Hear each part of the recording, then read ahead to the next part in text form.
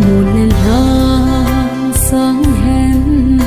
cô lên đai cái rông lệ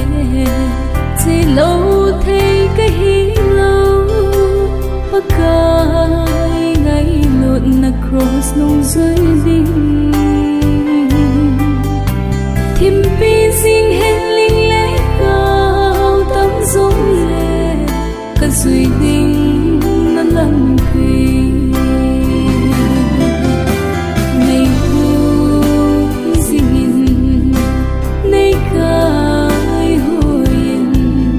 nắng lâu bên lâm lung sâu muốn nghe